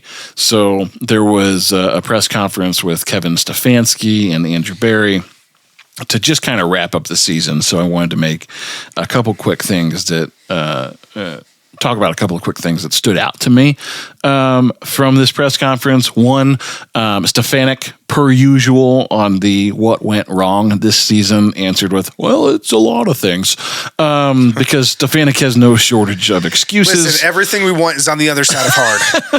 We're going to get it figured out. No shortage of excuses coming from him. Andrew Berry said Jed Wills made positive strides this year. The reporter was questioning him pretty hard on like what I missed that. He actually said Jed Wills made strides. Yeah, he said, you know, they're obviously going to do a lot of like they're going to pull everything strides apart. to the left and right to let the defensive linemen in. They're going to pull apart all the tape and everything over the next couple of weeks and work on personnel things. But his opinion will change fast. Jed Wills overall, along with all the players, made positive strides. Listen, Andrew Berry, if that's your actual take on Jed Wills, fire him now. Thank you for making it very clear that you have not watched a single game this year. You're the general manager. Thank you also, for not watching the Browns. Kevin Stefanski said, confirmed they will not look in-house for a defensive coordinator candidate. So thought that was interesting because obviously there's no one in their ranks that they even trust to have the conversation. Not even out of professional courtesy. Like, hey, you've been here this whole time, and nope, got nothing for you. It's just a top-notch team we've built here. Yes. So we talked about a little bit about Prefer earlier in that Stefanski said other coaching, you know, the conversations with individual coaches will happen as the week goes on. So he did not rule out further coaching changes, but was very uncommittal on Mike Prefer. So there's still hope that Prefer will get his due. Hashtag fingers crossed.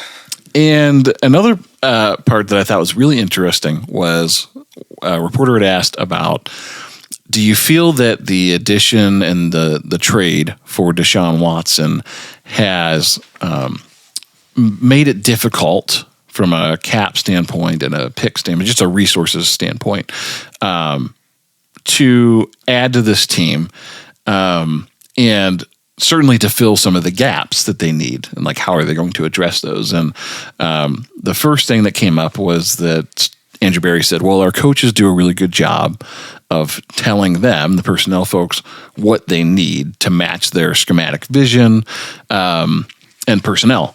So my first thought was apparently Joe Woods went to them and specifically told them, we want defensive tackles that are either undersized and unathletic or so big they can't move. And I was like, that seems like a really strange play, but hey, that's what they tell you, then fine. But also that Andrew Berry feels totally comfortable with the resources they have that are needed to fortify areas. Here's a question of need for this year. Is that the beginning of the foundation being laid of Stefanski being the scapegoat if Deshaun Watson doesn't work out? Because he said, they tell me what they need and I go get it.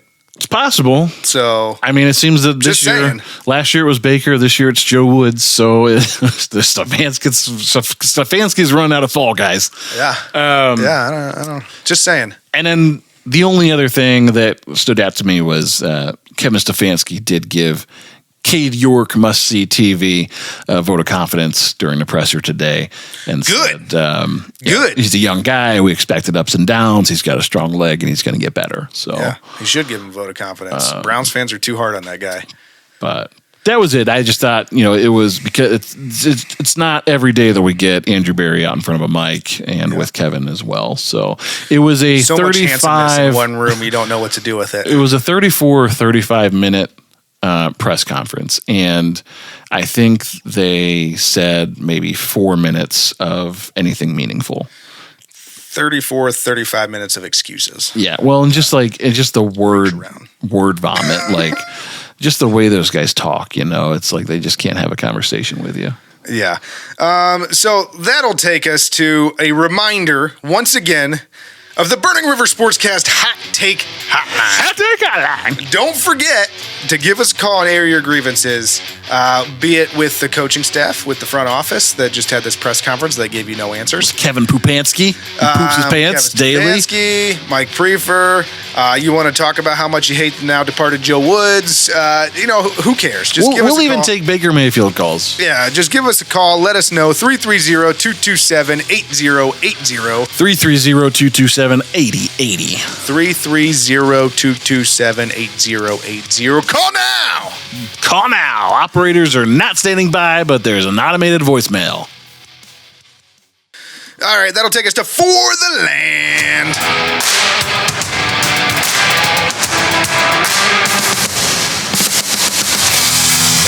The Cleveland Cavaliers are still out there playing basketball. In case anyone was wondering, they are now 26-15, still fourth in the East, but they are now tied for first in the Central. And this week was a big week.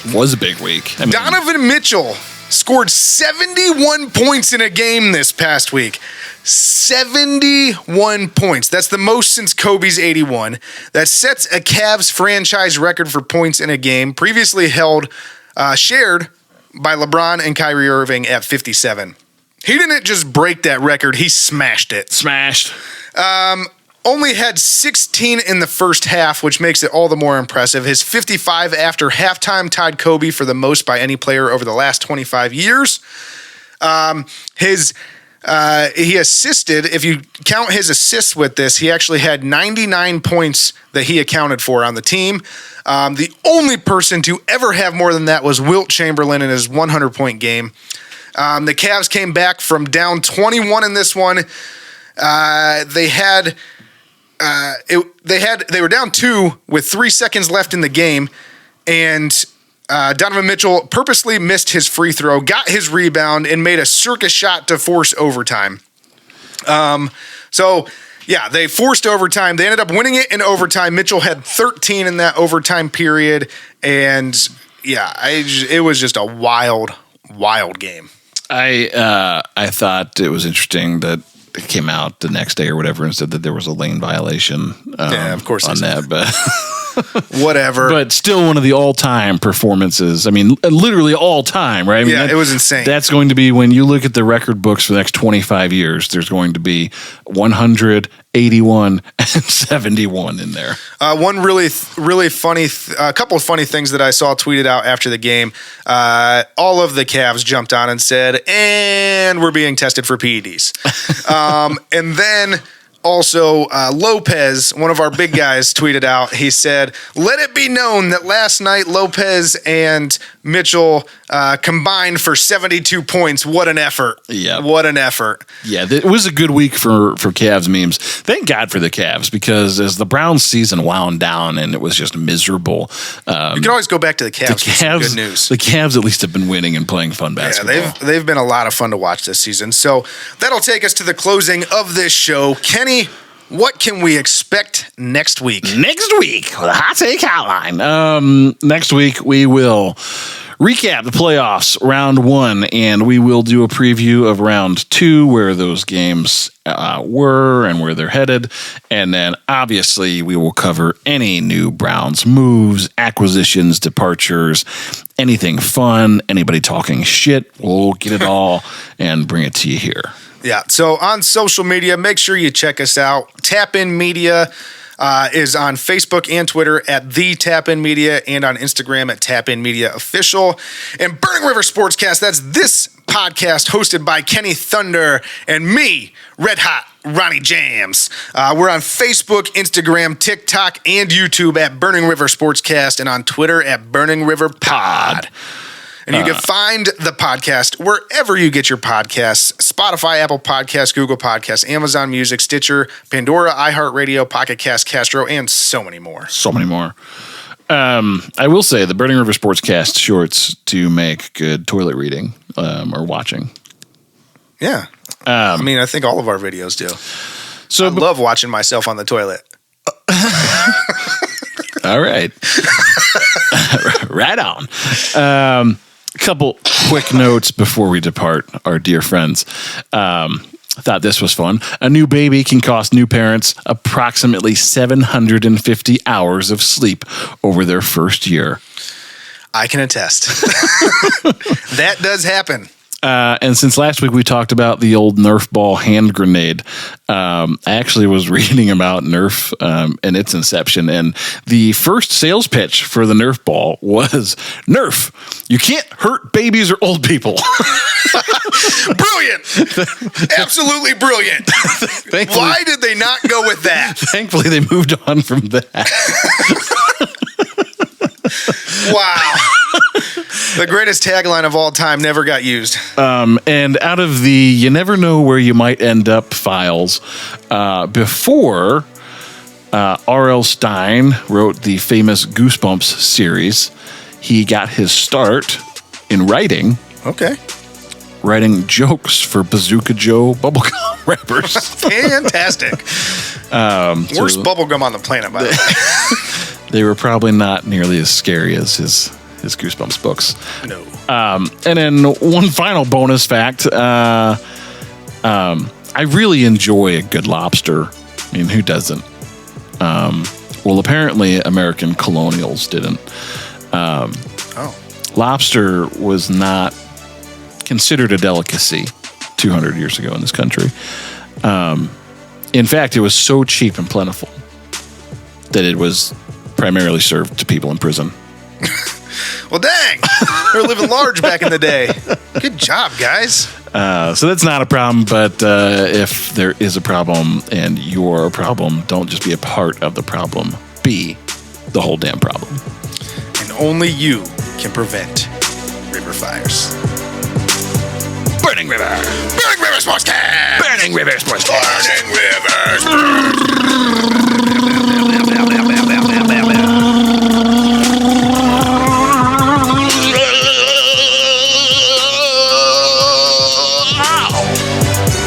Burning River.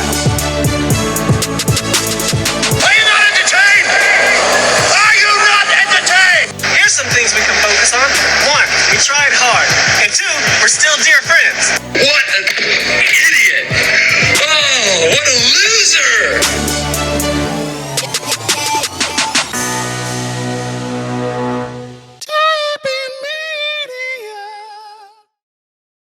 Today's episode was brought to you by Towpath Gin. Towpath Gin, a true craft American gin made in its own style. A blend of 9 botanicals brings a moderate amount of juniper with a citrus backbone. Layers of 7 other botanicals shine through for this incredibly well-balanced and high-quality small batch. Towpath Gin.